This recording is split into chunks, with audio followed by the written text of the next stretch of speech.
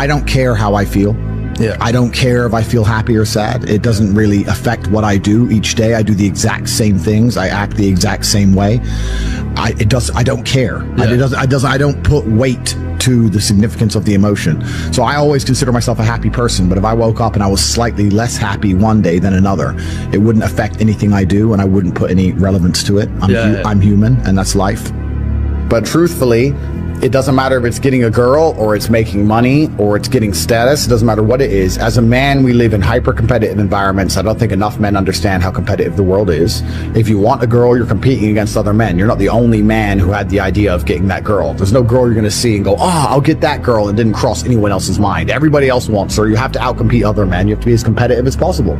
You have to be as successful as possible in all realms. You have to be as good-looking, as funny, as smart, as spontaneous, as interesting, as charismatic, as rich as possible. You need to try very hard to be your absolute best. And as you become a better man, you'll crack through different tiers of attractiveness, and eventually you get to the top and you'll be able to have any girl you want. But the truth is, I have a lot of guys ask me, similar to your question, a guy will come to me and go, how do I get a girl? I'm like, bro, you're a loser. Yeah, but I know, but how do I get a girl? Well, you're a fucking loser. You're a loser. Why are you asking me? It's like saying, how do I win a race with a push bike? You're racing Ferraris. What do you want me to do? Yeah. There's only so much you can do. There's only so hard you can pedal. There's only so many tricks and tips. There's only so many game things you can say, so many pickup lines. If you're a loser, it's going to be very, very difficult, and it's going to get harder and harder. The game is rigged to become harder and harder for men. It's not getting easier. It's going the other way. And if you're going to be on a racetrack and there's going to be Ferraris there, and you're going to be on a pedal bike or in a Nissan, you're going to get smoked.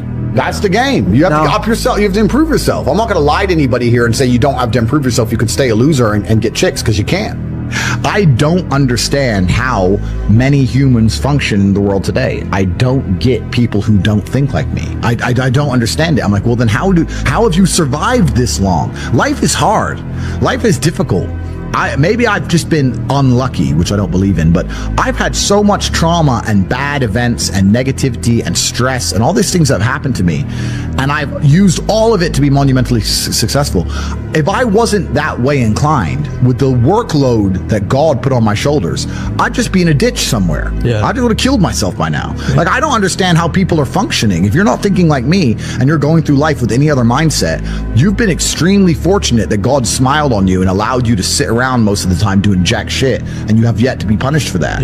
I could never have lived that life. If I was a bit lazy or a bit, or I was a bit of a snake, or if I lied to people, I'd be dead by now. Like, so a lot of these people are just absolutely and utterly blessed by God that they managed to go through life with such a non-competitive mindset, and they still breathing. Like, I don't understand how people can think any other way. I've spoken to dudes and like, I had a bad couple months. Why? Oh, my girl left me. You've wasted months? You've wasted months over some, like, you had the, think of how much God loves you to have given you the grace and given you the opportunity to waste months of human time over some chick. Like, talk about blessed head to toe. If I waste months, empires are going to collapse. I'm going to end up in a cell or dead if I waste months. I have things to do every single day. I can't waste a second. Like, these people are just absolutely infinitely blessed, and their mindset is a product of that, because they're spoiled children. Absolutely spoiled children. If you're going through life with any other mindset besides a hyper-competitive one, where you are capable of competing with some of the most dangerous men on the planet in all their forms, me and my network, and also my competitors, if you don't have that mindset, then you have to understand that you are spoiled. You're spoiled by your reality, because there's a whole bunch of people out here daily who fail. There are men out here who fail daily, and they have yet to feel the true consequence for it. They fail to go to the gym when they know they should have gone to the gym.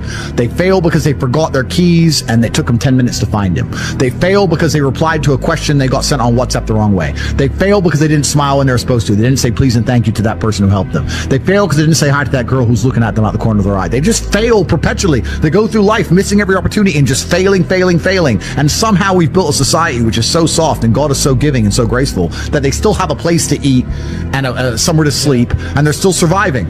That shows how nice God is, because before this society, truthfully, if you were that level of failure, you would be dead. Survival of the fittest. It's survival of the fittest, and none of these men out here are fit. Their mindset isn't fit. Their reality isn't fit. They're failures. They're failures, and they're just failing every single day. I'm like, oh, but you know what? Tomorrow I'll go to the gym. You've been failing your whole life. That's all you've done is fail. And then you sit and wonder why people like me absolutely and utterly outcompete you. It is so easy to become a top tier male in the world today because the competition is so ridiculously low. There are 2% killers like me, and everybody else is amateur, head to toe amateur. They can't even pay attention to anything. They can't try anything. They're amateurs. And it's really mind-blowing to me because I've tried with all of my computational power to imagine having a mindset different to mine. And I just can't see a reality worth having. I can't see a reality worth living. I can't see how you're going to build a life worth experiencing if you have any other mindset. I can't see it. Yeah. I've never met somebody with a fantastic life who did not completely and utterly believe in themselves. I've never seen somebody massively succeed and they didn't believe in themselves, ever.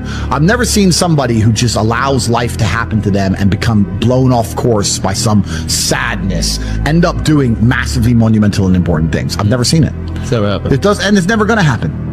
If I'm unhappy with something and I'm uncomfortable with something, I fix it. Yeah. That's endless motivation, which I don't truly believe in as a concept, but that's endless fuel for the fire. Right. If I was unhappy with something about myself, regardless of what it was, I would be able to take all of that discomfort and turn it into endless energy to get the problem fixed. Exactly. But these people seem to it's okay to be unhappy. Yeah, well, these people seem to sit and say, I'm really unhappy with X, but then stay doing X. So I don't believe they're truly actually unhappy. What you'll notice if you live life long enough is that somebody will sit and say to you, I'm unhappy being a loser. You say, why are you a loser? I just sit at home and play video games 7 days a week. And you're like, okay. And maybe 3 days of the week they're unhappy doing that. And that's the time they email you, and that's the time they want to make a change. But 4 days of the week, they don't really, it doesn't really bother them. It doesn't really bother them. Because if it bothered them 7 days a week, guess what? They would fix it. Correct. So I have very little sympathy for people. And that's not because I'm not a nice person, but it's because I've been so hard on myself and I've been through so many things that were difficult, and I've been through so much pain and trauma myself, some of it self-inflicted, some of it given to me by God to make me a better person. But I've been so difficult on myself. It's very hard for me to look at somebody who's refused to be difficult on themselves and see them as my equal or feel sympathy or pity for them. Why would I feel pity for somebody who took the easy route when I took the hardest possible route? I took the hardest possible way to be the man I am, and you were too big of a and now you want me to feel sorry for you? I don't feel sorry for you. I don't feel sorry for these people. And because as a man, you can be anything you decide you want to be. That's the beauty of being a male. You can build your character completely from the ground up, just like a video game. Every single thing about me that people respect, I built.